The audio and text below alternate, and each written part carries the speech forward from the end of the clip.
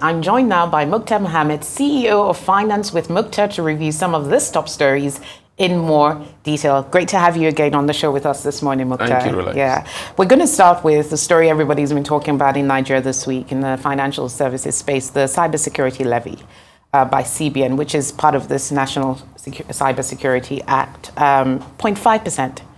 Is that a reasonable level in your view? It's not even supposed to be a levy at all. There shouldn't be a levy. Okay, tell me about that. When you're talking about cybersecurity, are you saying that every Nigerian should begin to pay for the safety of his phone?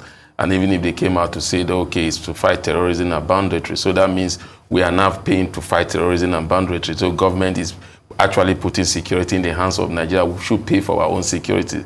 We are paying it. We are paying so much already. Okay. And the government is not even looking at the impact it will have in SMEs and smaller business, the informal sector, because this would drive up cost of goods and services, one.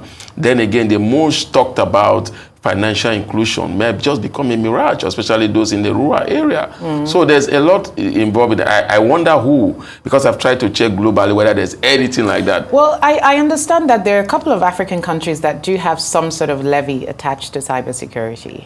Well, how do they implement it? Are they the same thing? Are they fighting the same challenges that we are going through? We already have high feel in terms of where we're looking at high feel in terms of cost of production. We are looking at a lot of fees already on the neck of the average Nigeria. But I'm not saying that it's not something that should be, but at the time that we are battling with inflation, we are battling with rising cost of living, I think the timing is wrong for now for government. I think they should consider it and dropped it for now, because it's going to cost a lot of destruction in the system. Like I said, the SME, the financial inclusion space. And when you look at those that are exempted, you are not seeing businesses that are exempted from it. You are only seeing maybe government to government, intergovernment, if you have to go and drop a check directly. And so that is going to favor the middle class and the rich, because they are the ones that want to do transaction in checks. So it's something that the government really needs to take a second look at. And again, sometimes I say, if you are looking at those fees, you don't have to charge all of us Nigerians. There are other ways of doing it. They've done it before. Educational tax fund, whereby you tax it from company income taxes. And so they should look at innovative way of doing that rather than telling every Nigerian. And I have a problem when it's domiciliary in the office of the National Security Advisor. Tell us why. Because accountability will be zero. I can tell you from experience. Even if there's a reporting mechanism that's tied to it around how much is being remitted. When they tell you how much is being spent and you tell them to explain it, they say for the sake of national security it cannot be made public. How can you not defend that? True. You make some very good points. So looking at this policy, because we often see this trend where a policy is announced almost as a way of sounding out public appetite for a tax increase. And then further down the line, there are revisions to it based on the loudness of public opinion. Do you see that as a possibility, especially because there was speculation that maybe the House, the National Assembly, had tried to put pressure on the government to take a second look at this? What are your thoughts? I'm just hearing the National Assembly on yesterday. They were the one that passed it into law. The Senate is even the state. The House of Rep is saying a different thing. The Senate is saying a different thing. So there's no cohesion there. I don't think it's. I think maybe they are beginning to feel the vibes. Sometimes when you see the vibes from Nigeria, I think they give it to the national. The House of Rep seems to feel more of that than the National Assembly. Than the Senate, because the Senate is justifying that it went through public. I wonder what public hearing it went through. But the part of the argument is that there is already an act that allows this levy to be imposed. And so this is just a matter of imposing it. Further information needs to actually come out. But typically the legislature... They said President Tinubu signed it into law. So when it comes to government, when it comes to where they will get revenue, they are always quick to sign it into law. You just wake up in the morning and hear the president have signed about 5 bills. And when you look at all those 5 bills, they're all about governance, what will bring to the table for governance. You don't see a bill that will try to drive the average Nigerian from being downtrodden to up. You don't normally see those bills. I'm talking about this cybersecurity bill. How much will this bill help businesses? Okay. Fair enough. Good point. And we can continue this discussion on and on. But we'll be following this very closely on the rise, as you can imagine. Amazon has launched in South Africa, providing a similar type of service it provides globally with its own South African domain. I mean, this is good news for South African customers. Good news for South African customer, good news for Africa. Remember, sometime in 2020, Amazon said they were coming to Africa. I mean, they even talked about 5 African countries, but majorly they were looking at Nigeria and South Africa. They even got the dominant name here in Nigeria as Amazon.com.ng, and Amazon called the South Africa own. Yeah. And then later on in 2023, there was a postponement, and then it was moved to 2022, there was a postponement, 2023, there was a postponement. It was even codenamed Fella, bringing it to Africa. And now it finally is here, but it's in South Africa. And my dear country has been pursuing foreign direct investment all and down. This is one big foreign direct investment that we should be going after, not the one that we see the president talking to them. Then tomorrow they say, no, that's not what we agreed. These are people that are ready to come to Nigeria. So let's attract the tech companies. But I have a question for you. We've been seeing a lot of news recently of delivery models, some e-commerce models that haven't withstood the test of difficult operating environments. Yeah. Giving some of the things we've seen in South Africa, I mean, this is a model that is almost entirely digital. What are the prospects for long-term sustainability? When we look at them, sometimes I say South African economy seems to be different from other African economy. When you think about infrastructure, they have the infrastructure. I think that's basically what Amazon would have looked at. There's stability relatively in South Africa, microeconomic stability to extend, and then what normally this global franchise fear most is exchange rate volatility. Yes. You don't see that in South Africa between exchange rate volatility, but when you look at other African countries, there seems to be so much challenges when it comes to exchange rate. I think those are basically what Amazon must have looked at, and looked at South Africa as a startup point. I know that they will definitely come to Africa, and hopefully they should be in Nigeria. So you see it as an entry point to potentially expand into the broader African Amazon, market. Remember, they were talking about expanding into Africa, South America, and they were looking at Colombia, they were looking at Chile and other. So I think they are looking at trying to expand their group, especially and this is really interesting, actually, because what a lot of people in Nigeria, for instance, used to do on Amazon back in the day before the import duties became impossible was people actually used to order for international deliveries into the country. That's what I said about microeconomic stability. Yeah. Now, most Nigerians, as a friend of mine was telling me how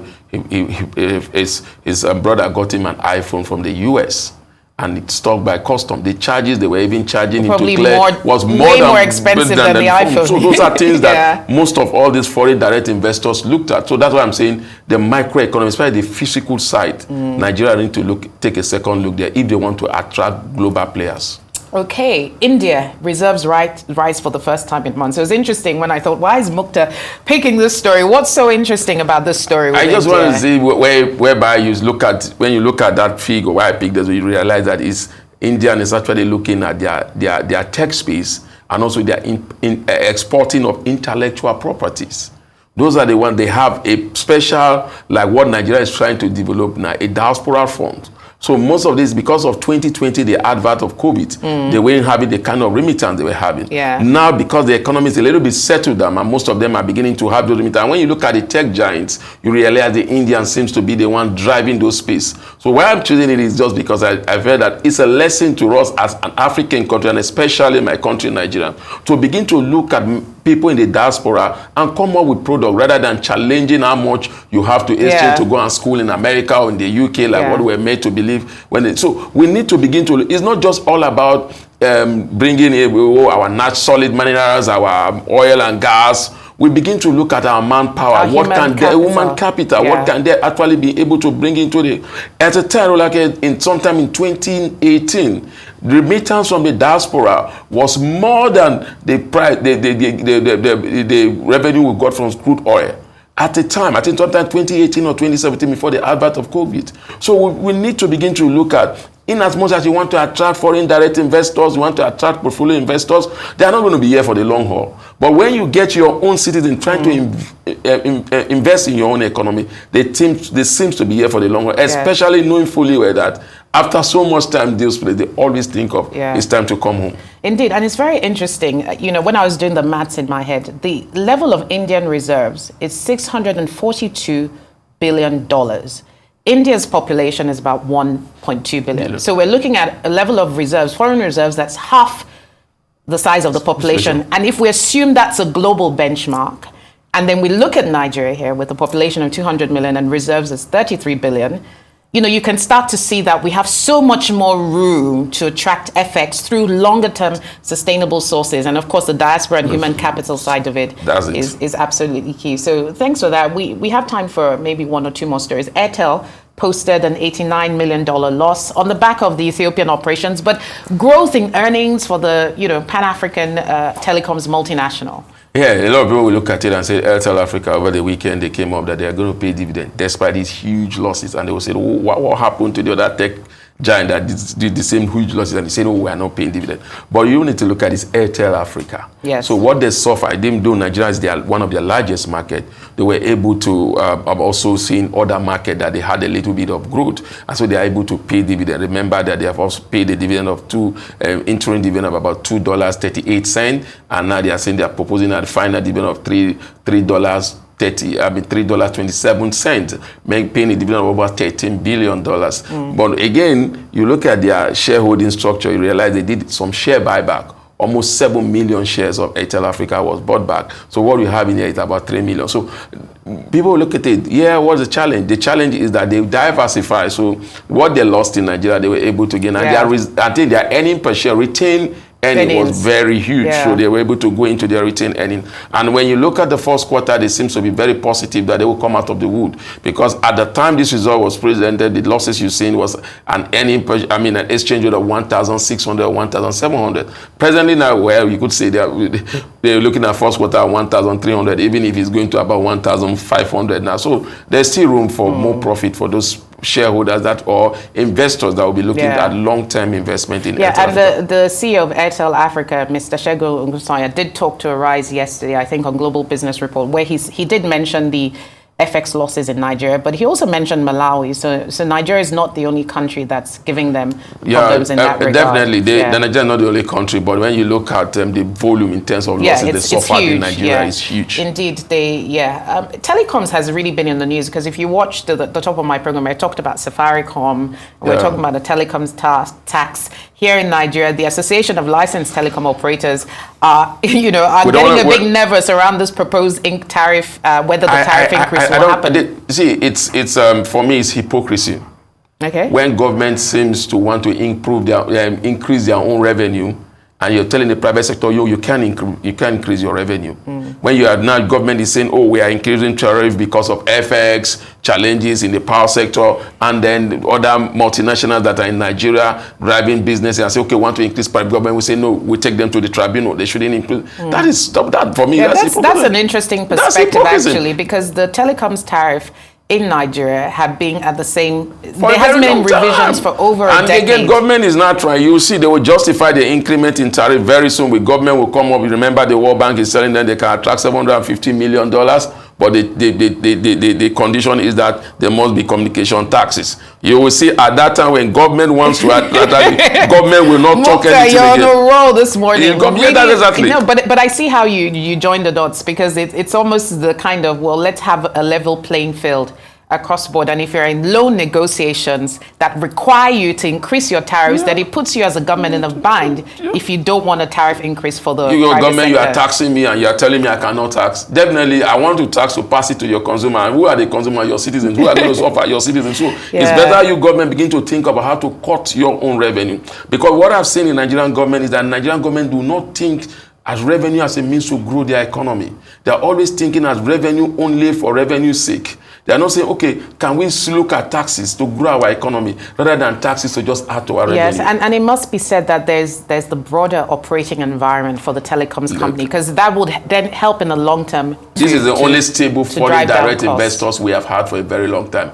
Others have come and gone. The telecoms are here. They've been here for a very, very long time. I think we should encourage them to be here. Yeah, thank you so much. Muktar Mohammed, the very, very thoughtful and insightful Muktar Mohammed, telling us there about his views on a host of global and Nigerian stories with telecoms in the spotlight.